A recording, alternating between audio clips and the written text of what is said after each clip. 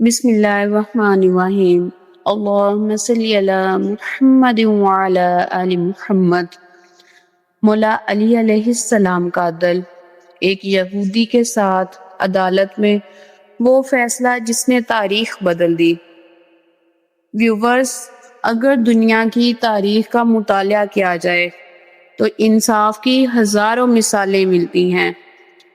کبھی بادشاہوں نے عدل کا دعویٰ کیا، کبھی حکمرانوں نے انصاف کے نعرے لگائے، لیکن حقیقی عدل وہ عدل جس میں دوست اور دشمن برابر ہوں۔ وہ عدل صرف ایک ہستی کے در سے ظاہر ہوا، اور وہ ہے امیر المؤمنین حضرت علی ابن ابی طالب علیہ السلام۔ آج ہم ایک ایسی تاریخی واقعے کی طرف جا رہے ہیں جسے پڑھ کر پتھر دل بھی پگھل جاتا ہے، اور انسان سوچنے پر مجبور ہو جاتا ہے کہ اگر آج بھی ایسا عدل دنیا میں ہوتا تو ظلم اور ناانصافی مٹ جاتی۔ یہ واقعہ اس وقت کا ہے جب حضرت علی علیہ السلام خلافت کے منصب پر فائز تھے۔ پورا عرب ان کے فیصلوں کا قائل تھا، لیکن ایک دن ایک عام یہودی مولا علی علیہ السلام کے خلاف مقدمہ لے کر عدالت پہنچ گیا۔ ذرا سوچئے، ایک عام شہری اور دوسری طرف مسلمانوں کا خلیفہ، مگر مولا علی علیہ السلام نے نہ کوئی رعب دکھایا، نہ دربار لگایا، بلکہ عام شہریوں کی طرح عدالت میں کھڑے ہو گئے۔ یہ ہے اسلامی عدل کی روح۔ تو واقعہ کی تفصیل میں آپ کو بتاتی ہوں کہ ایک دن مولا علی علیہ السلام کی ذرا گم ہو گئی، آرمور جس کو بولتے ہیں۔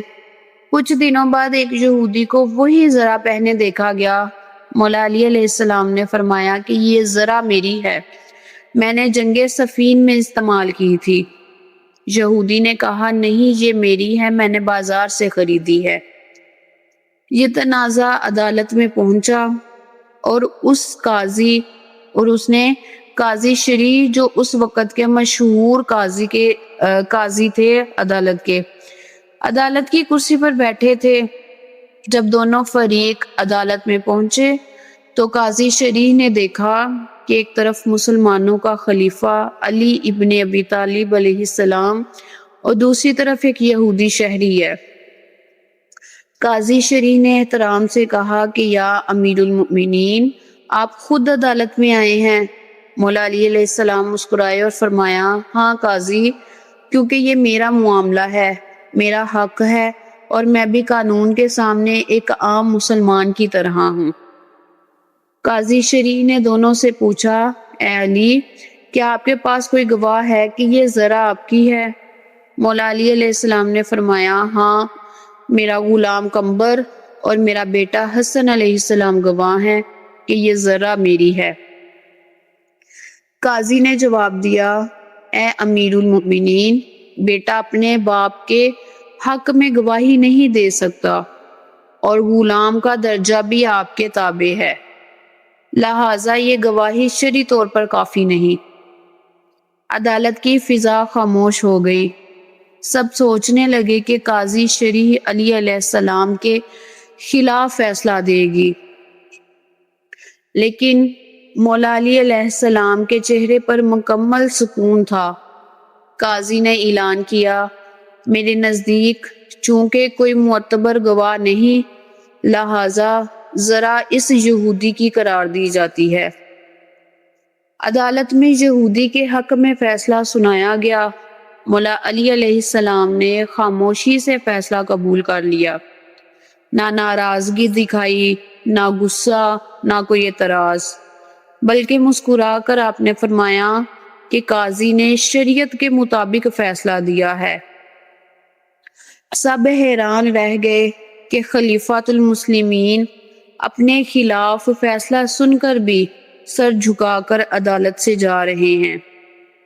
جب یہودی نے یہ منظر دیکھا تو ان کی آنکھوں سے آنسو بہہ نکلے، اور اس نے کہا کہ اے علی علیہ السلام، میں گواہی دیتا ہوں کہ آپ واقعی اللہ کے نبی خاتم النبیین صلی اللہ تعالی علیہ وسلم کے سچے جانشیں ہیں۔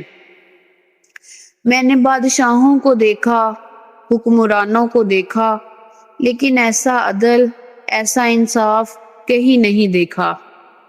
پھر اس نے کہا کہ یہ ذرہ یقیناً آپ کی ہی ہے، میں نے میدان میں پائی تھی۔ آپ کی عدل نے مجھے ایمان والا بنا دیا، اور اسی وقت وہ کلمہ پڑھ کر مسلمان ہو گیا۔ تو اس واقعے سے ہمیں سبق ملتا ہے کہ عدل سب کے لیے برابر ہے۔ اسلام میں کوئی بڑا یا چھوٹا نہیں، حتیٰ کہ خلیفہ بھی قانون کے سامنے عام شہری کے لیے برابر ہے۔ جتنا عام شہری ہے اتنا ہی خلیفہ ہے، دونوں ایکول ہیں، برابر ہیں۔ اقتدار میں بھی انصاف، مولا علی علیہ السلام کے پاس طاقت تھی، مگر انہوں نے انصاف کے لیے قانون کے سامنے سر جھکا دیا۔ جو شخص اقتدار میں بھی عاجزی دکھائے، اللہ تعالیٰ اسے عزت میں بلند کر دیتا ہے۔ ایک فیصلے نے ایک انسان کو ایمان کی روشنی عطا کی، یہ ہے عدل کا کمال۔